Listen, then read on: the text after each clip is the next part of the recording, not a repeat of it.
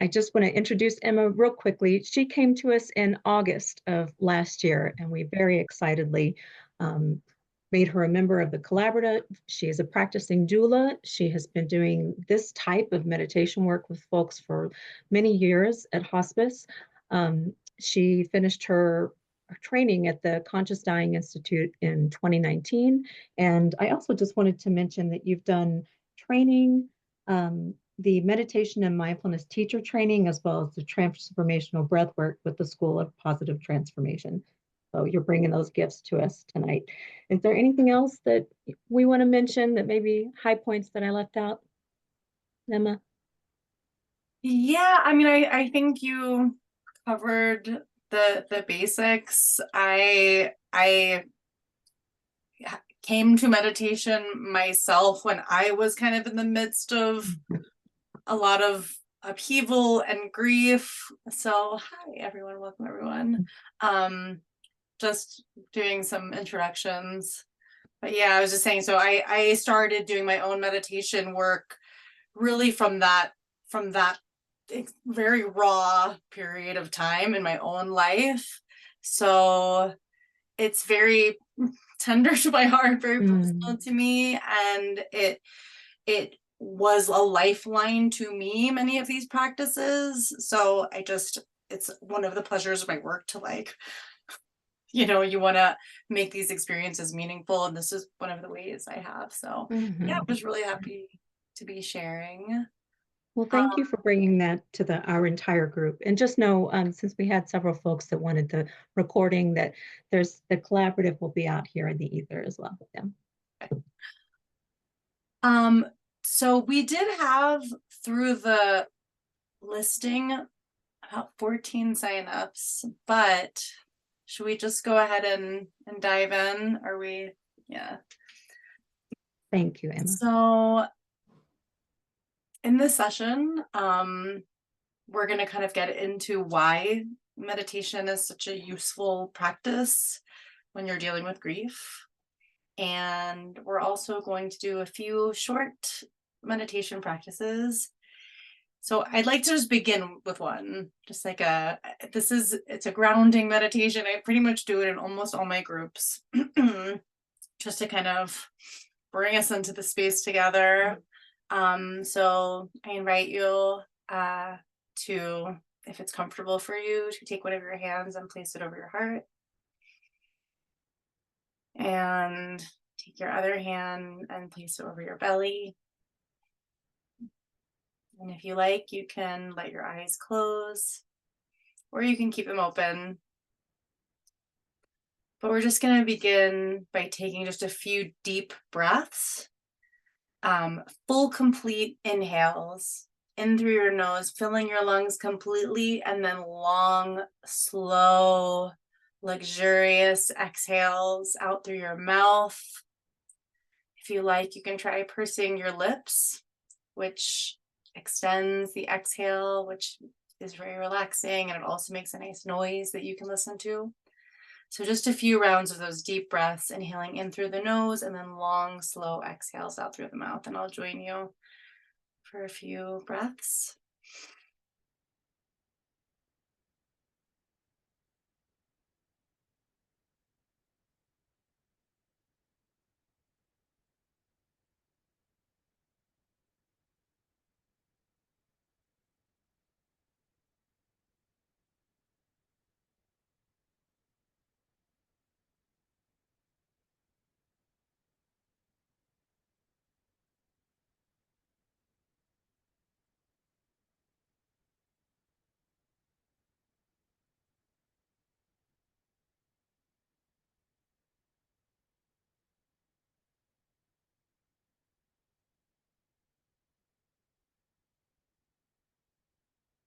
And now, keeping your hands where they are, you can just relax your breath. Any type of breathing is fine. Just bring your attention to the feeling of your weight resting on the seat beneath you. So you don't need to do anything else in this moment except for just allow yourself to be held by your seat. You can let go of everything that happened today before you arrived in this moment and everything else that might happen later in this session, later in this week, later in your life. Just trust that it's okay for a few seconds to just fully arrive in this moment. Just fully landing in your body, landing in all of your senses. No need to do anything but experience this moment, be held by your seat. Reflect on the fact that the seat that is holding you in this moment is also holding me. It's holding all of us here in this group together in our different physical locations, but sharing in this moment, sharing in this earth. And the same earth that's holding you in this moment, and it's holding me. It's holding all the other creatures of the earth, large and small. It's holding all the other plants and organisms. And it's holding all of us without any real separation between us and without any judgment of us.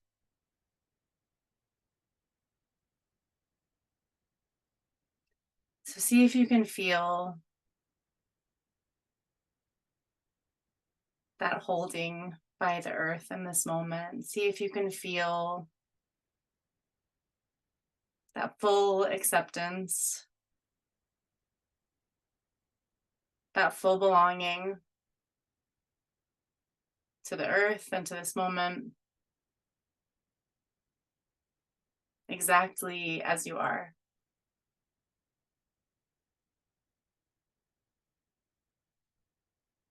Now I invite you to bring this meditation to a close by taking a very deep breath and releasing it with a big loud sigh.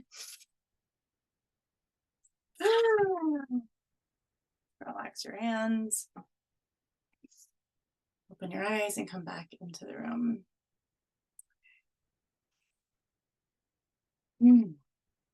So I'd like to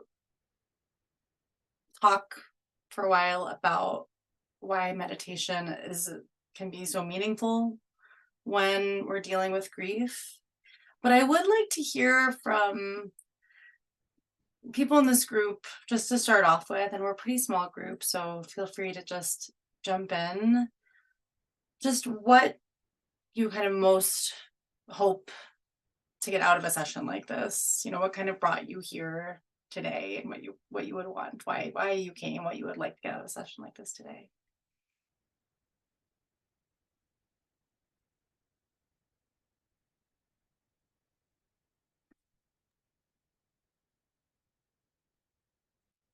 I'll go.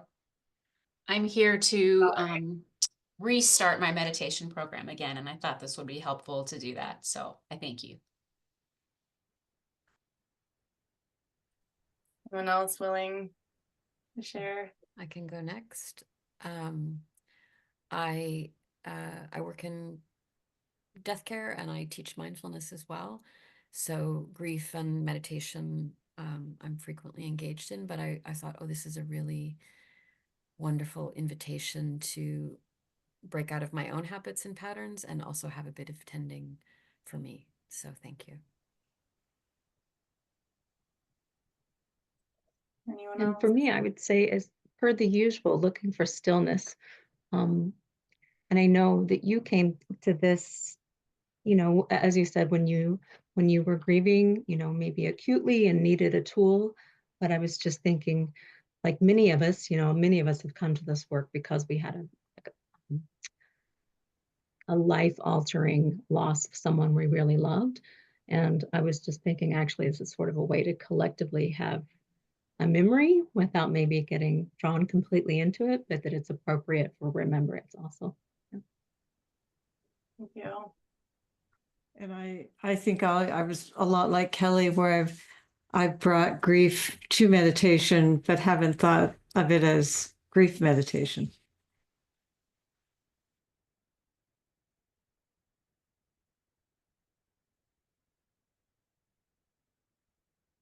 Okay, anyone else?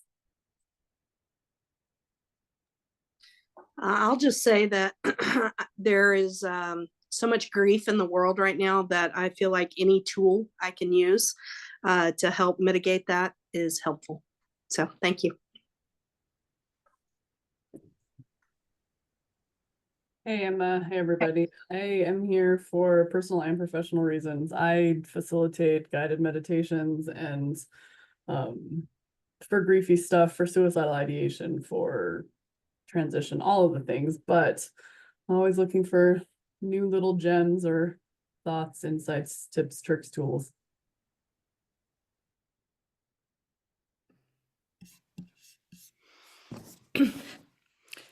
I'm a longtime meditator as well. And I teach meditation and that. But I haven't been exposed to meditation specifically for grief. So that's what brought me here. More tools. Thank Well, you. Thank you all for being here. It's really nice to be with a group with such a shared interest and experience. I think some of these approaches and perspectives and techniques may be familiar to you, but maybe just the bridge between the approaches and the perspectives that are familiar with you, the bridge to grief, hopefully will be illuminating. We obviously have a lot of practitioners here tonight. But I think the thing that's so beautiful about working with grief is that, you know, even though we may be coming at things like this from a more professional perspective and, you know, how can we support people? It is so universal. It's completely universal, you know, it's as universal as love, you know, like life, death, love, loss, they're all fully inextricable from one another. And as you all know, our culture often wants us to sort of turn away from grief, or people are made to be very uncomfortable. The grief cooties is a thing, like, get away. So when you're in it, it can feel very, very isolating. But it's actually something that connects us all. It's this through line through all of humanity. So it can be actually extremely powerful to really connect to. So whether you're experiencing grief because of the death of a loved one, or changes in a relationship, or circumstances, or health changes, or you're confronted with a world that is falling short of a better and more beautiful world that you could envision, grief is worth tending to and learning from. But in order to learn from anything, in order to be kind of nourished, you have to digest. In order to learn, you have to kind of pay attention, give it real attention, right? And that is where meditation comes in, as I'm sure you all have. It seems like many of you all have some history with meditation. You know, it's essentially an attention management tool, you know, at its very, very core. There's so many you know, approaches and techniques, and it can look a lot of different ways. But the way I like to talk about meditation, to kind of bring us all onto the same page potentially, so we have some shared terms, is you know, basically meditation is just noticing experience rather than being kind of lost in thoughts, right? Or that's the exercise. So usually you'll have a focal point, or maybe a series of focal points, and it could be, you know, almost anything. It could be your breath, it could be sensations in your body. it could be an imaginative visualization, but whatever that focal point is, the whole idea with meditation is that you're just trying to like pay attention to that focal point. And then when you get distracted by a thought, you go, okay, notice it, back to the focal point. Like you get distracted again, lunch, oh, wait, no, okay, focal point, back to the focal point. And usually that happens, you know, just like over and over again within any given meditation. And it can almost sound a little repetitive and pointless, but like, why would you want to spend your time just focusing on a thing and then being distracted, coming back? But the reason is that every time we notice where our minds are, we're strengthening that muscle of awareness. And we're allowing ourselves to make choices about where we want our attention to be. Rather than just being kind of sucked in to whatever thoughts that can blow by. I mean, even after my, you know, years, which is small compared to some, more compared to many years of meditation, like I am constantly distracted by meditation. You know, I've constantly bombarded by thoughts, and yeah, like some of them seem brilliant. Some of them are helpful and practical, and some of them are even wise, but most of them are trash. You know, when you're in the grip of them, they kind of feel important, but so many of our thoughts are just, they're not always giving us good information. Often they're just blocking us from connecting to the present moment, or kind of we react to them and can behave in ways that are harmful, or sometimes the thought itself can cause real harm or unnecessary suffering. And I think when people are dealing with grief, this is especially true. It's very, very common for people to become preoccupied by particularly negative narratives, like focusing very, very intensely on the worst aspects of the loss. To like get you know, involved in making like predictions about things, like, well, I'll never be happy like I was before X happened, or stuck in judgments like, you know, if I had done X, then this never would have happened, or I'm so lazy, of course this is happening. Or, you know, I definitely encountered this in my own life. I had already been meditating for years. I started my meditation practice when my husband was diagnosed with this terminal cancer, and then, you know, a few years later he died. And like intellectually I knew, obviously, like the cancer had killed him, but I was like, no, it's my fault. It's my fault. And my mind would kind of just scour the world for evidence as to why it was actually my fault. Like, you know, why, you know, I didn't notice when he was losing weight like quickly enough. You know, I should have taken him to the hospital instead of just like letting him to eat more. Or, you know, the times that I was not as compassionate as I would have liked to have been, you know, that like just wore him down so he couldn't fight the cancer. It's just like the mind will tirelessly investigate and to make the case against you. But why? It feels like this important, productive case you're on. But these kind of investigations are very fruitless. You know, you're not going to kind of figure it out. You're not going to crack the case. These kinds of thoughts don't typically help us to grow or to heal. And they don't really honor the person who died or whatever the nature of the loss. It's just that our minds get stuck on these loops, right? Our minds are problem solving machines, and they want to treat everything like a problem to be solved. But of course, as everyone here knows very well, death is not a problem that we can solve. Change in and of itself is not a problem to be solved. Grief in and of itself is not a problem to be solved.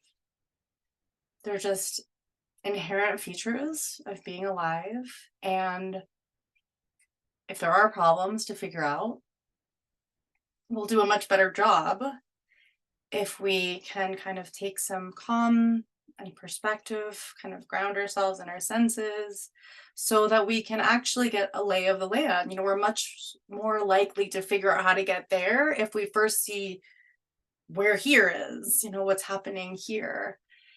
And so that is kind of how I look at what we're doing with meditation, right? We're paying attention to our experience and trying to notice our thoughts rather than kind of being held hostage by them.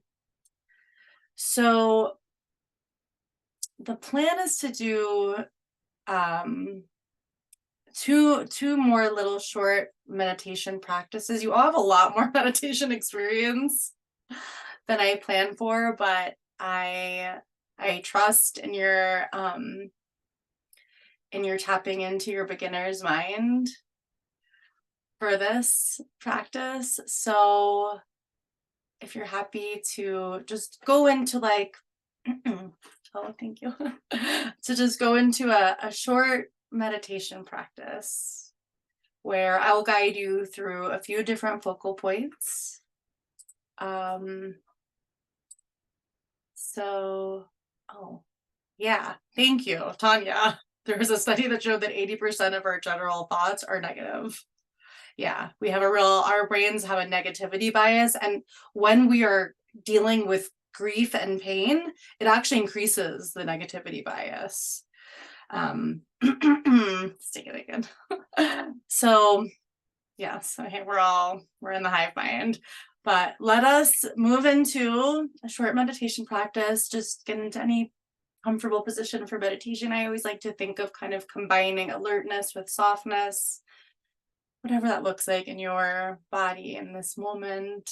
Just do something comfortable with your hands. And just go ahead and begin to sort of gather your attention inwards into your breath.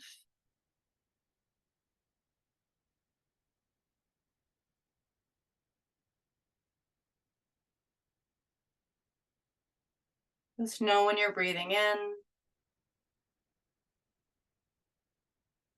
and know when you're breathing out.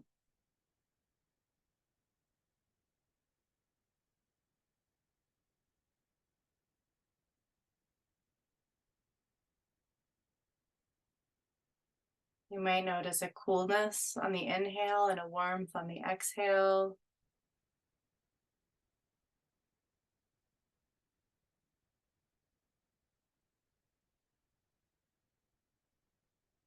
You might notice the places in your body that expand and contract with each inhale and each exhale.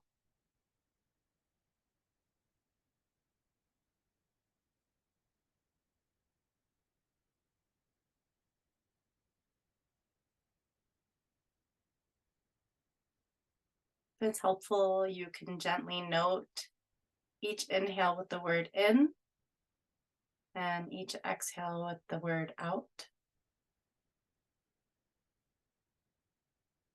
Just let your breath be an anchor that you can always come back to.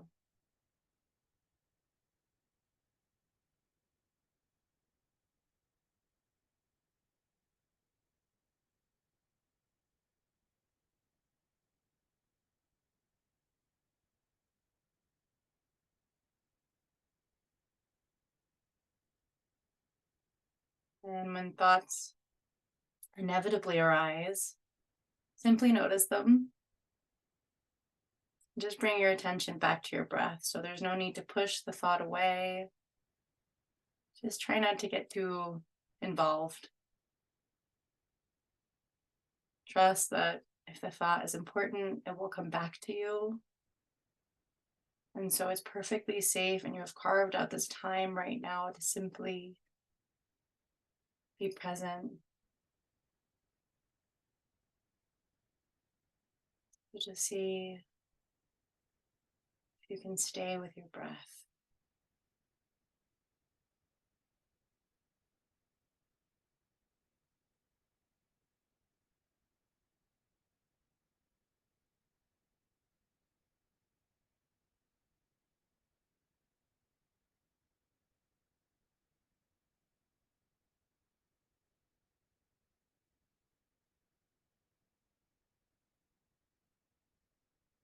And as you pay attention to your breath,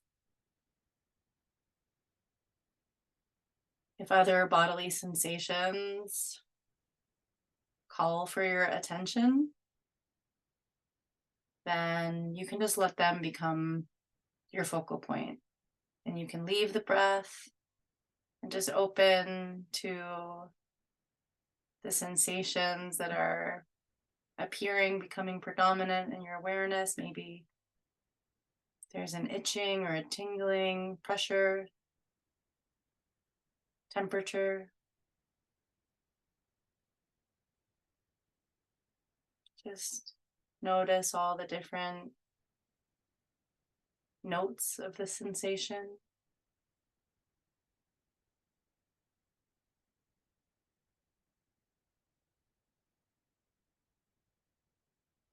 Just tune in to what it really feels like.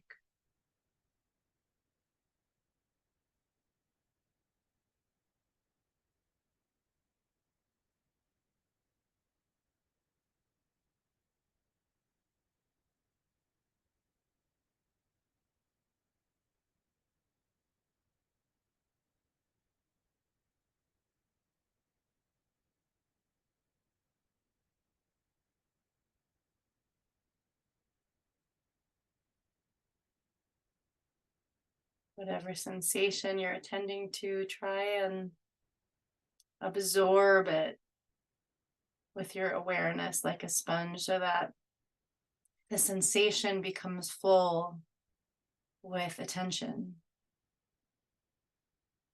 And if no other sensation is calling for your attention, just return to your breath.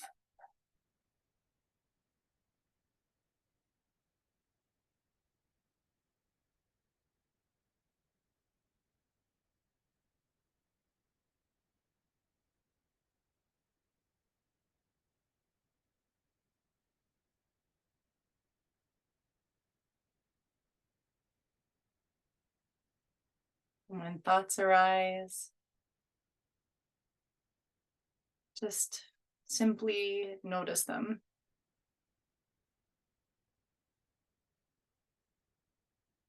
And acknowledge them for what they are, which is their thoughts. Because what's interesting to note about thoughts that arise in the mind is that when there is no awareness of them, they have incredible power in our lives. We get lost in thought and we get carried off on some inner journey. And sometimes we act on them unknowingly.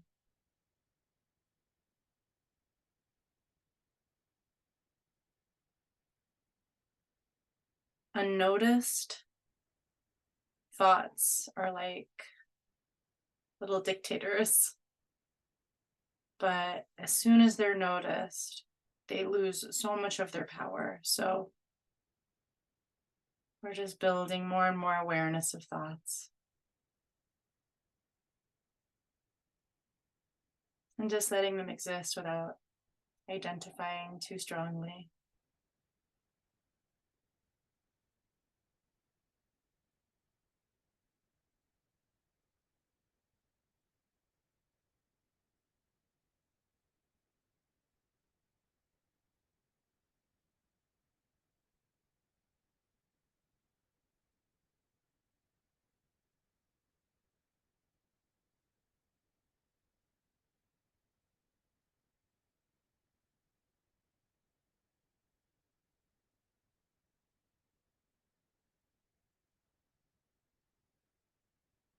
And if at any point you notice any emotions are arising, sadness, frustration, restlessness, try not to judge, but just simply notice what's arising as sensation in the body.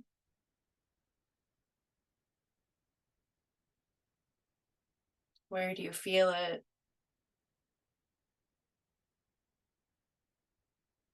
Does it have a texture? Is it moving, changing?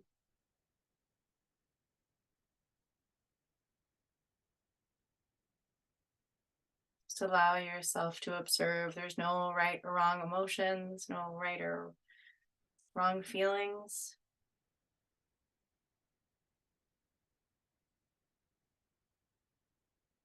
Just allow yourself to watch what unfolds.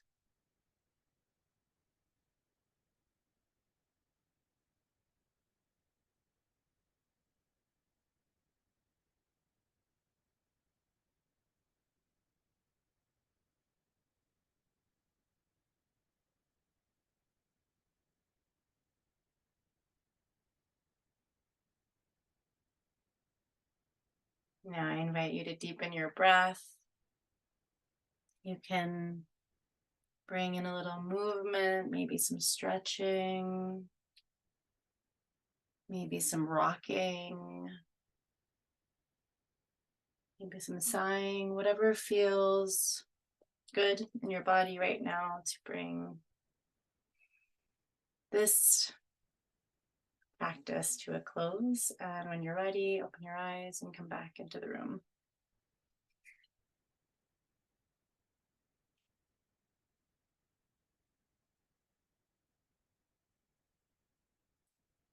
So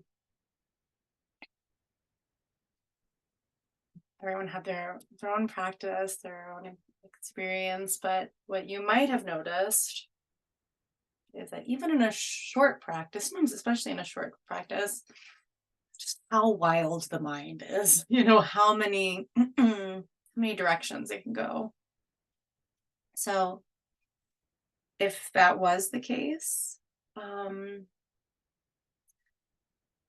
I just one thing I always kind of encourage people I work with is that if you noticed you were distracted, then you were doing the practice. Exactly right. If you're noticing, even if you spend the whole practice completely lost in thought, in the very last moment, you're like, oh, catch yourself. It's the noticing. It's every time you notice, it's like you're a rep in the gym, you're strengthening that muscle of noticing. And the one way in which you can sort of deviate from the practice is if you choose to dwell on judgments of yourself or judgments of the thoughts.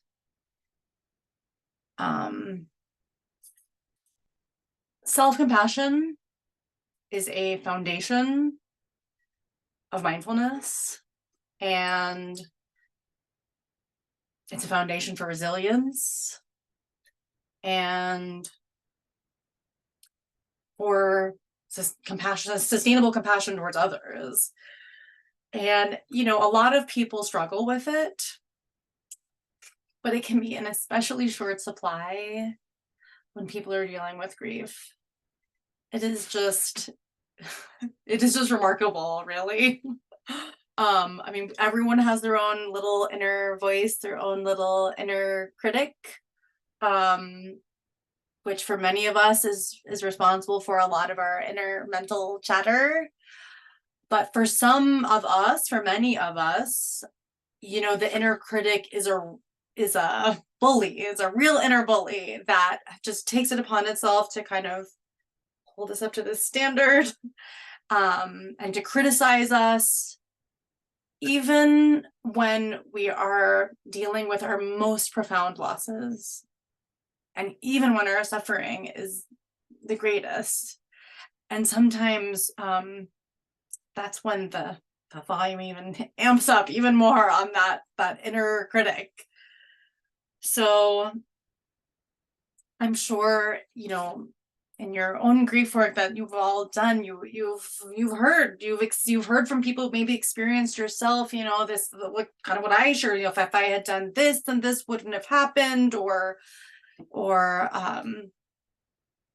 you know, again, these like sort of apocalyptic visions of the future, sort of an insistence on the worst possible scenario. And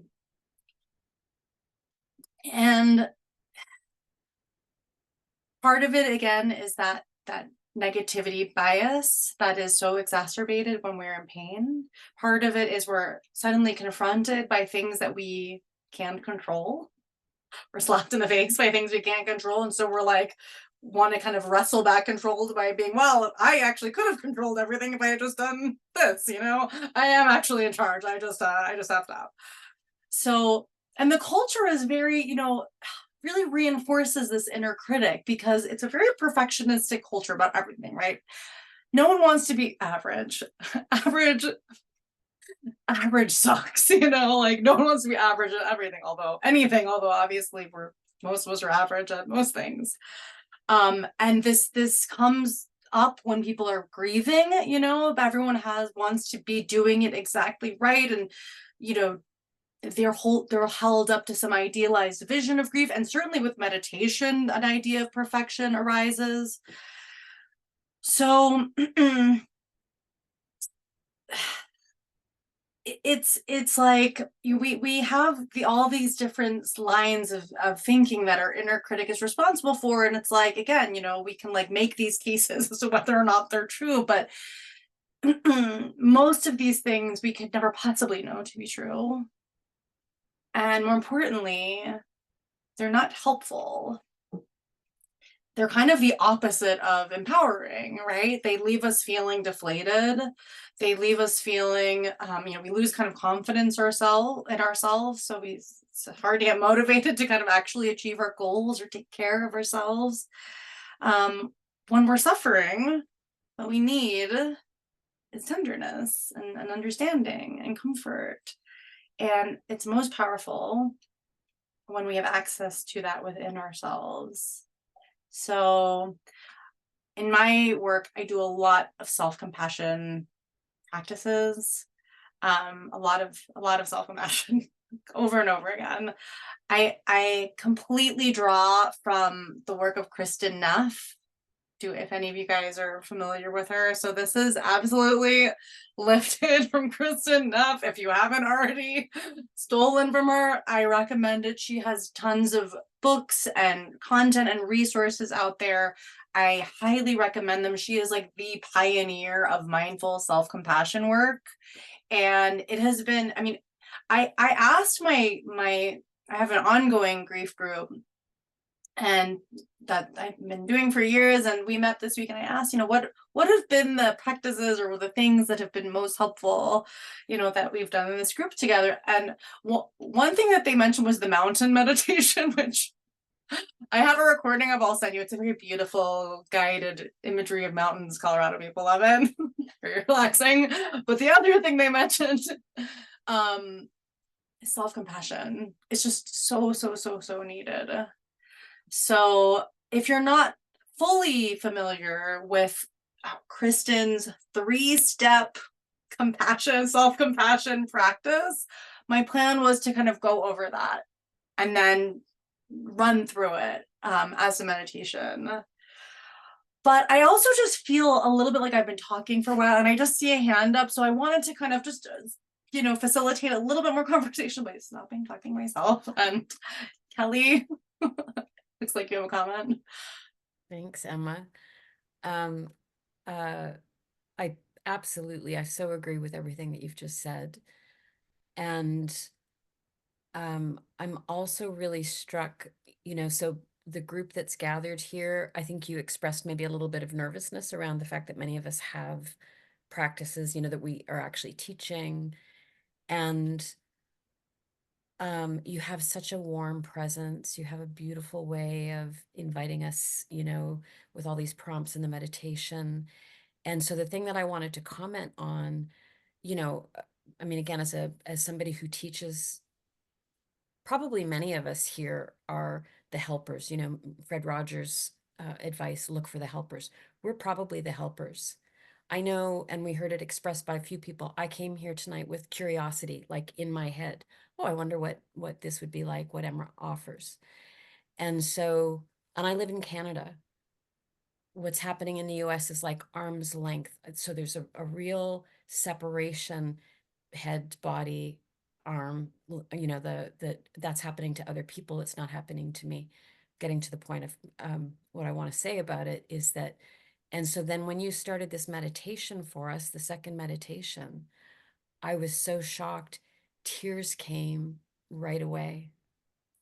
And I didn't realize in this way of being of like, what do people need? What should I be doing? I didn't realize that I have this incredible well of sadness in recent, the last 2 weeks. And so much, much gratitude to you and for this experience, because I think the helpers often forget it's part of the self-compassion that you're talking about, to give ourselves that gift. And so, so this is, oh my God, this is so beautiful and of such service. And I really thank you for both the gift and the reminder to tend to my own grief. Thank you. Thank you. Yeah. Yeah. I really appreciate you saying that. I also feel like the most important lessons in life, you just have to keep learning them kind of over and over again and just a layer deeper. So thank you. Thank you. Self-regressions, there's some great comments in the chat. Thank you for the link to Kristen Neff, Valerie. Does anyone have any other comments or questions before we sort of dive into self-compassion? And then we'll also have plenty of time to do some more chatting after that.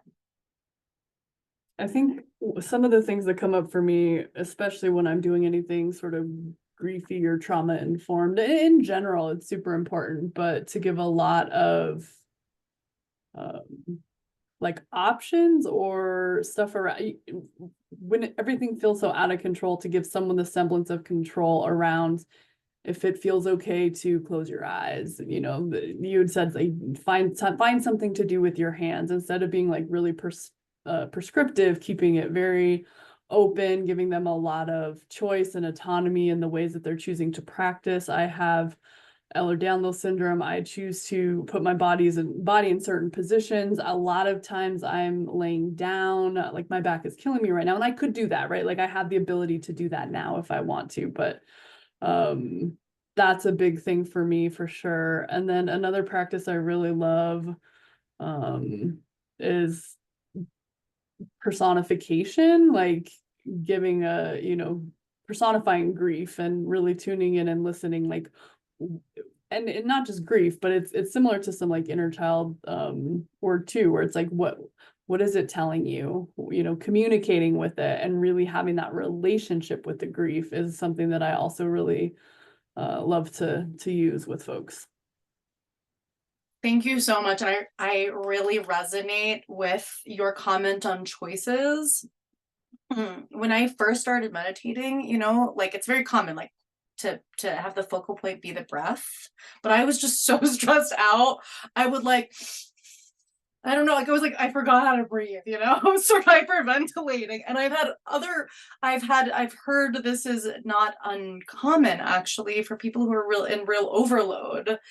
And so yes, thank you so much for mentioning that. And the breath is a very important side of being alive. I think it's a good focal point, but it can really be whatever is the lowest hanging fruit, so if it's like where your body is touching the chair, or I often like to start with sounds because people are often feel very distracted by sounds if you begin with like tuning into the different sounds in your environment, and just these are the sounds of the world right now. Just accept them, try not to judge them, allow them to hold you around you.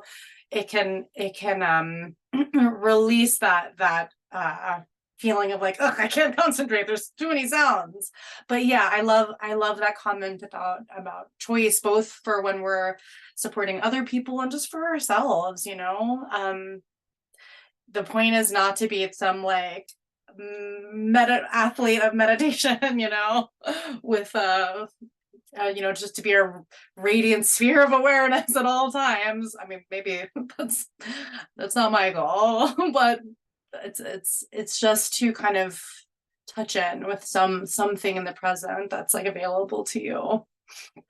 And So think- really, I think too, just real quick on that note of like, so as somebody who has a trauma and abuse background, like being in your body can be really uncomfortable. And when you tend to dissociate, when that is your thing, to like feet on the floor, butt in the chair, those aren't always my favorites. Like other sensations, maybe it can be so difficult sometimes to figure out what works for you as an individual. And then when you're guiding somebody to find what works for them, to like, you know, if we're in the past, we may be ruminating and like doing the thing. If we're thinking about the future, we're like spinning our wheels. But then if I come into the now, I'm in pain. I am in chronic pain. I am miserable in my body. And so to be in my body can be so uncomfortable. And it's like, what are the alternatives to that? And I wonder if folks have thoughts or explorations around that, and we can do it later too. But you know, I leverage different senses that feel better than others, and sometimes it changes, right? Like today maybe sound, another day maybe it's scent. So it's like I would rather focus on the smell of vanilla or this like the smell of something some days than to think about like being embodied, to be in my body in another way. that's a great point. I also have been very inspired. This isn't exactly what you're saying, Tanya, but you know the book, many of you may know it, the Who Dies book, Stephen Levine, Who Dies book, Who Dies. There's all these meditations in there about coping with physical pain and kind of working on that relationship with pain. And it's very delicate, and you know, I haven't actually encountered a lot of people who are dealing with real pain, who it's so scary to even consider using pain itself as a focal point. But it's very interesting. It's very interesting to read about. If anyone wants to return to that literature, just along the lines of what you were saying, Tanya.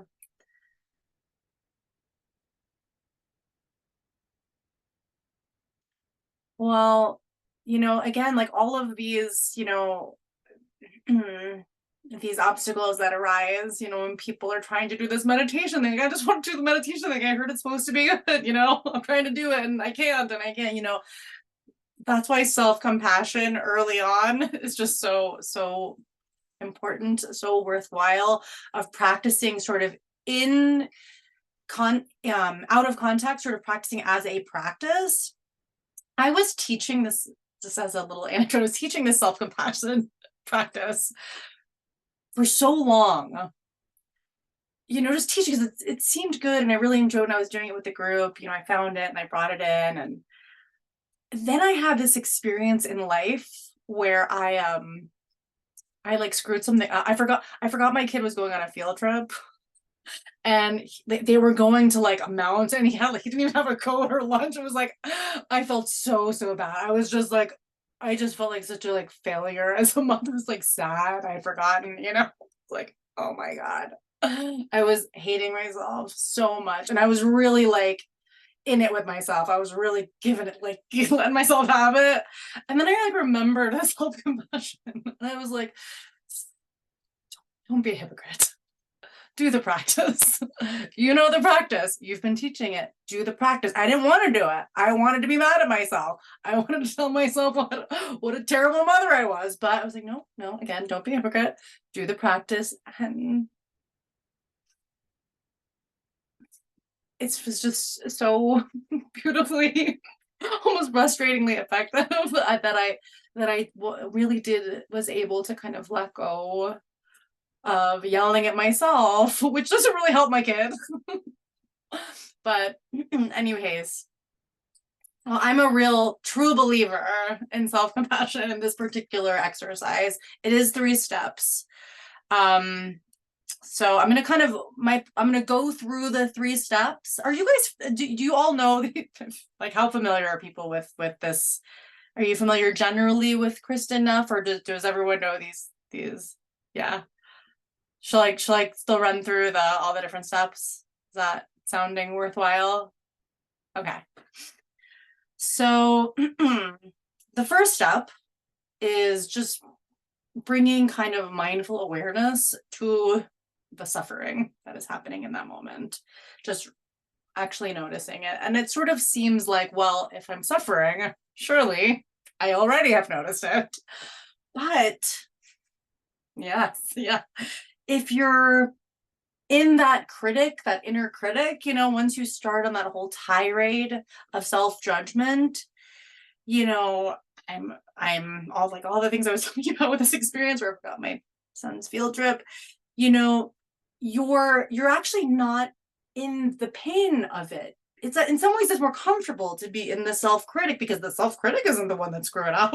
The self-critic knows you screwed up and is telling you all about it. And meanwhile, the part of you that is feeling like a failure, that's feeling insecure, feeling really vulnerable, feeling like, you messed up, like, that part of you is there too. And so the first step is trying to kind of let go of the critic and just be with that part of yourself, just bringing some mindful attention to the part of you that's really suffering. Just kind of try and be with the pain of it. And the second part of self-compassion is recognizing that suffering, hardship, stress, all these things, grief is universal. The flavor might be different, the circumstances might be different, but it's something all people experience. And again, we sort of know it logically, but when you're in those moments, like, you just feel like uniquely awful. You feel alone. You feel like a freak, and you feel isolating, and as social creatures, that feeling of isolation, it's very physiologically frightening to us. So it's important for us to remind ourselves that at any given time, there may be hundreds or thousands of people that have gone through, hundreds of thousands of people have gone through or going through in that moment something very, very similar to you. So recognizing you're not alone in that experience, that's step 2. And step 3 is offering kindness to yourself. And you can offer in different ways. We'll do that in the practice. So I'd like to do now a meditative version of this exact exercise that we just discussed. So once again, go ahead and get into some posture for meditation today, something that feels comfortable. If you like, you can let your eyes close, or you can keep a soft gaze.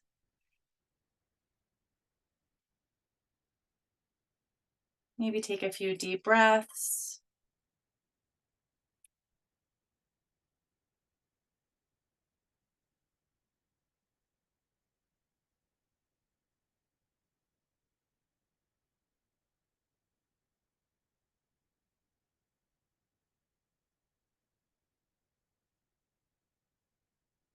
So we're going to begin this self-compassion meditation by calling up something into your mind that is difficult, something where you've been critical of yourself,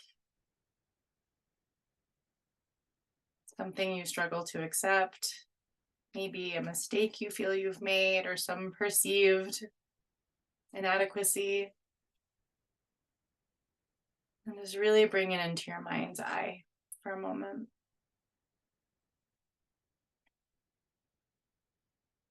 And just begin to notice any sensations you're experiencing as you focus on this perceived mistake or inadequacy.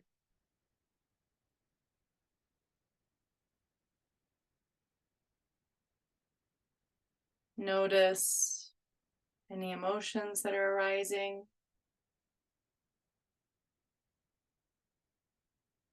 You can name them.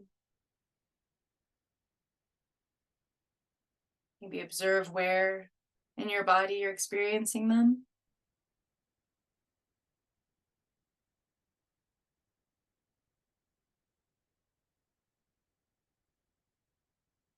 So this is the first part of mindful self-compassion, which is bringing mindful awareness to difficulty, to suffering, acknowledging that it's present, and maybe finding some language that speaks to you on that. Something like, yeah, that's really hard, what I'm dealing with, or really naming the situation and saying, this is painful. Whatever feels natural, but naming it and noticing what it feels like in your body.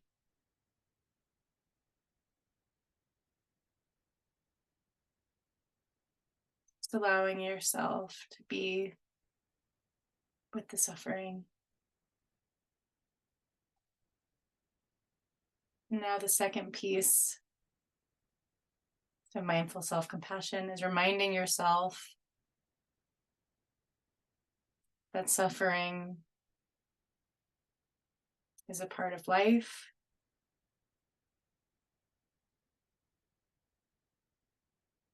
Part of our shared human experience.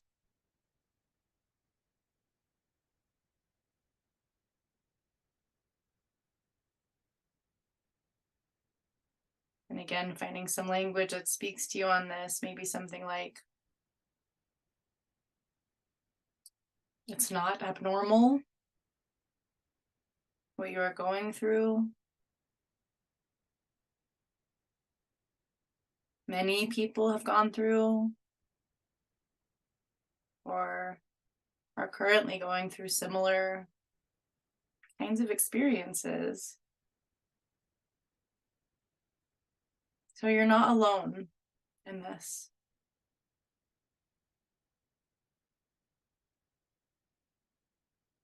And the third part of self-compassion is offering yourself kindness. And to support bringing kindness to yourself, I invite you to put your hands on somewhere in your body that feels soothing and comforting, maybe over your heart, maybe placing one hand over the other or holding one hand in the other. Just any kind of touch that feels supportive. And just feeling the warmth of your hands.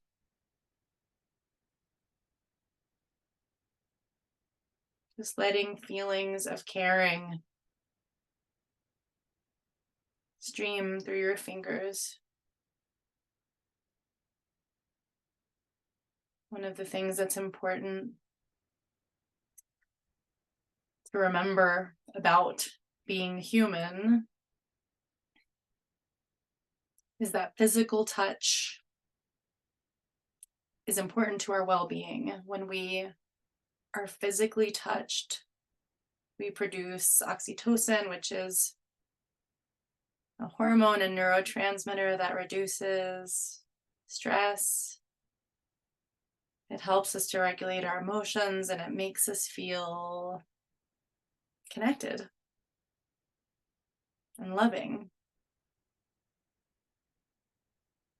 And one of the magical things about touch and oxytocin is that neurological research shows that you do not need to be touched by anyone else to produce this effect. Self-touch also boosts our oxytocin. So we're very used to thinking about getting all of our needs met from the outside. But in many ways, you're your own best person to know what feels comforting in your body and be a resource to you. So let it be there for you. Let yourself be there for yourself.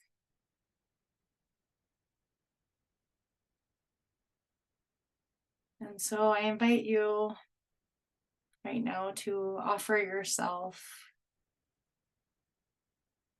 tenderness with your own touch and explore what feels most comforting and loving. You might try holding your face with your hands, holding your cheeks. Can feel very tender. Maybe stroking your arms or holding your own hands.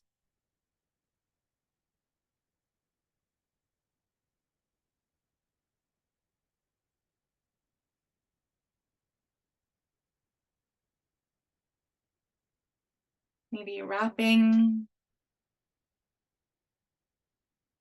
your arms around yourself and giving yourself a hug.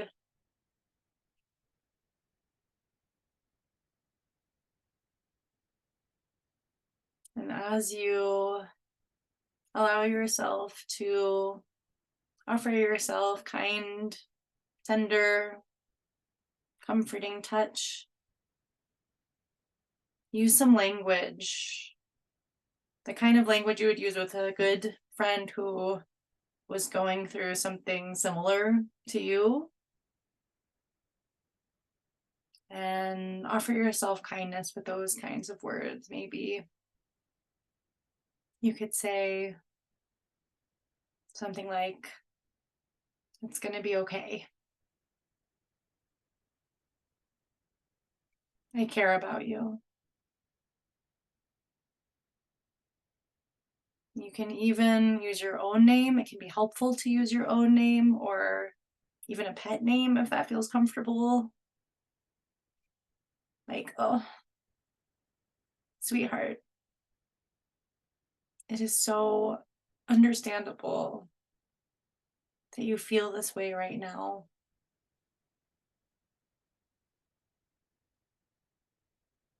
And I'm here for you. I love you."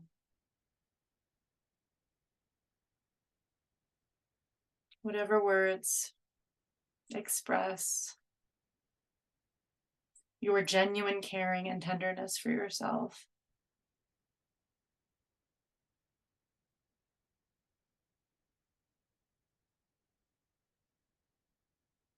Now just allow yourself to be with your kind words and your kind touch. Just notice how your body's feeling.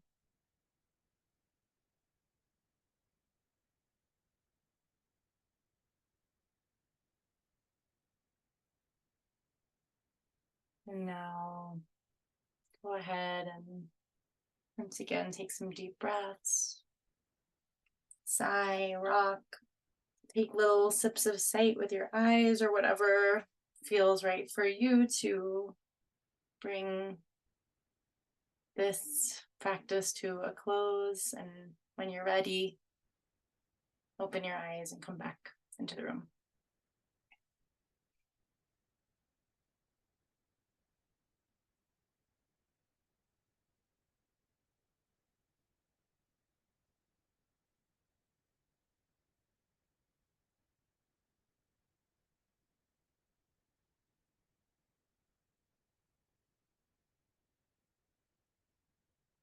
Hmm.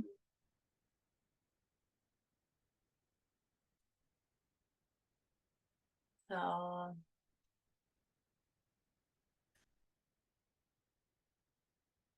I'd like to just invite anyone who would like to share anything that came up during that meditation, or any reflections you have about the self-compassion and practice, either specifically or generally. Hey, Emma, thank you so much for this. I appreciate your sense of humor about the human condition, about wanting to hold on to that critic, or wanting to beat yourself up. And I've found through actually one of my counselors for chronic pain, Dr. Courtney Legg, wonderful, really brought me to Kristen Neff's work. And self-compassion is something that as a foundation for grief work, that's profound. So I appreciate your saying that, and I appreciate both what you've said and what Tanya has said about opening up the way we practice, as opposed to like feeling this pressure to, we go in, we thought this is the way to do it, this is this one way to get your mind quiet. But I find some of the suggestions about, in some ways, moving out has been helpful. I think this may be family systems theory, but doing parts work and like letting that petulant part of self, whatever that is, like let them have their say. Go ahead and let them have their say, but just ask them to sit down and see if there's a wise elder in there somewhere that maybe now can say her piece about tenderness, not having one way to do it, but perhaps having 1,000 people who live in our psyche, and just give the one who is suffering a voice and hear them, but know that you have these other parts of self that can walk alongside you.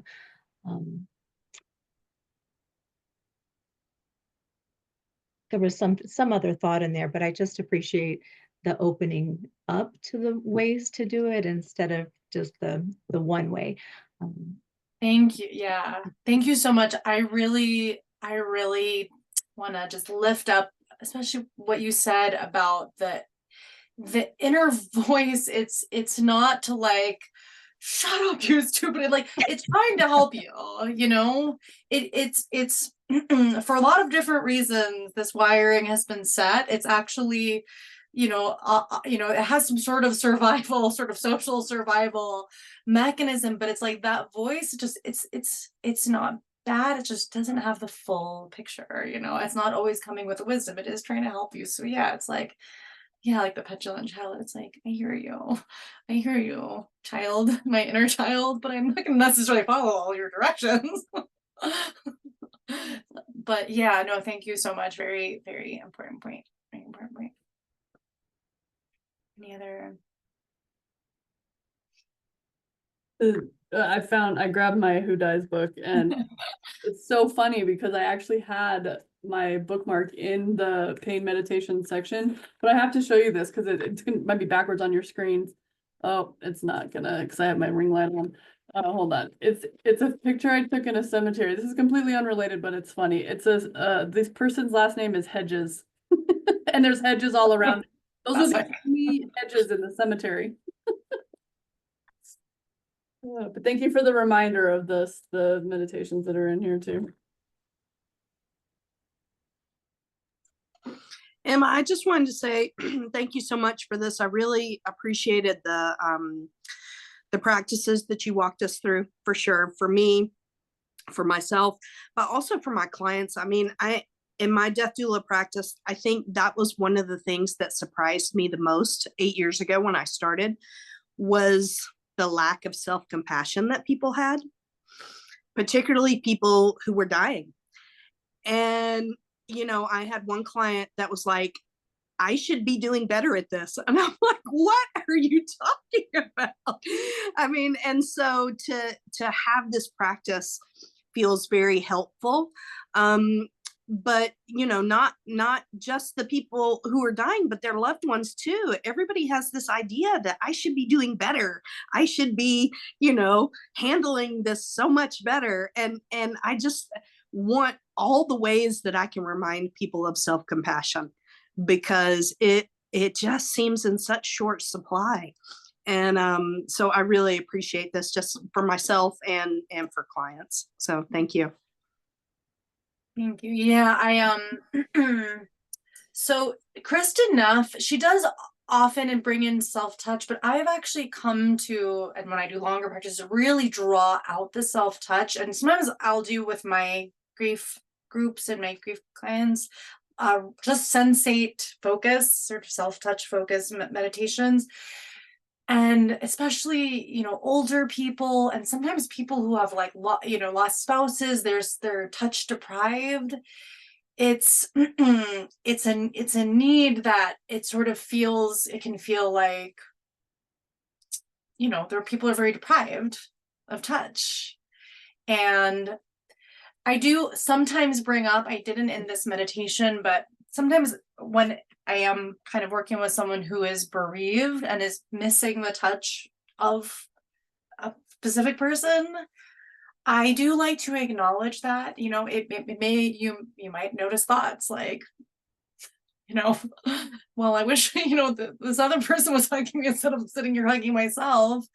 And if you notice that thought, you know, like just offer yourself even more comfort. It's very understandable, but offer yourself even more kind of comfort and tenderness and understanding and love.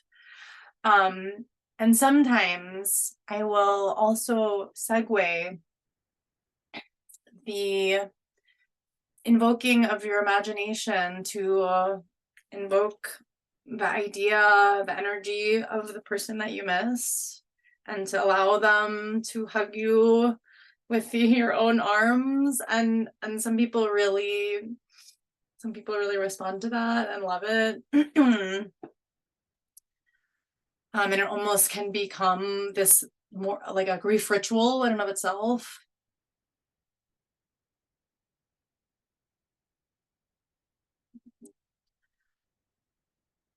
Anything else? I wanted to leave, I don't even know. We're 7:42. So we still have some time in the session tonight. I didn't want to overpack it because I wanted to leave space for discussion, for conversation.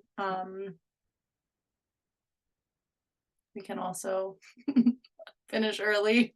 I like for folks are like meditations around like a protective shield, putting up a bubble, putting up a shield, like putting up something to feel more protected when they're going out. They're so vulnerable going out into the world or interacting with folks. That's another one that I enjoy. And then if any of you use Insight Timer, there's a guided one on there that I really love called Healing Darkness. And I use it, I listen to it a lot, but I really appreciate that sort of exploration around the dark. And it kind of starts out with, you know, some reference to like junk light and just everything that we're exposed to. And it can be scary when everything already feels dark and heavy to like turn towards that darkness. But that's just one that was top of mind for me too. Thanks for sharing. It would be great if we had like an email. I mean, I have all the emails of everyone who registered, but maybe I'll send them. If you could send me that, and I'll recirculate to the whole group, or someone will recirculate that resources, or I'll share some of the resources that I have in mind to share. We can all kind of trade meditations, because it seems like everyone here is definitely working with this tool. So we probably have a lot to offer one another. And Emma, I'm happy when we send out, or Vanessa, since she does most of communications, when we send out the recording, um, we send it to the entire group, and we could also solicit feedback for you, or since there's so many people who teach meditation. Great. Any other questions, comments, reflections? Anything else to wrap up this session? Just thank you. You're uniquely suited to do this. Yeah, you're great. Thank you. Mm. I appreciate that. I also will do a little plug for my ongoing grief group, which is I'll send out a link for it, but I know you all do your own work. If ever you have someone who wants to be part of a group, if you don't know, I know many of you have groups, but I'll also send out mine. I do a co-facilitated group with a grief counselor who I know you guys have met because she's one of my references. And it's a really sweet, it's just a very sweet group. We can also send that out if you'd like us to.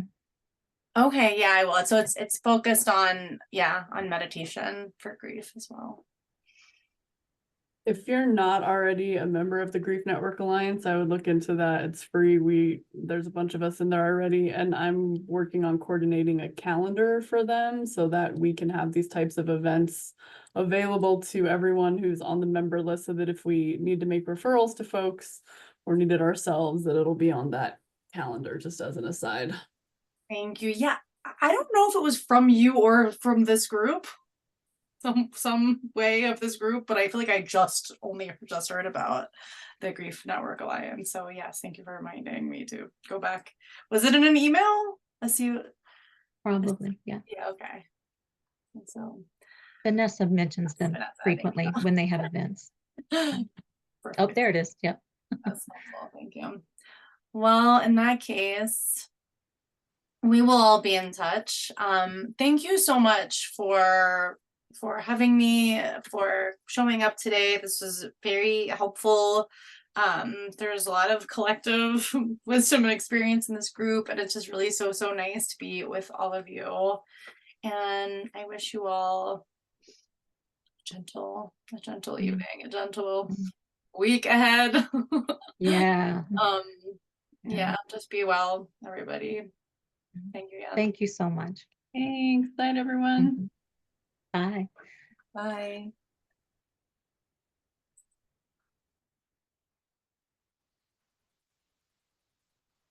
Thank you. Oh, it's just us. I can't see how to get out of here. You'll stop the recording, right? Yep. Okay. All right. Okay.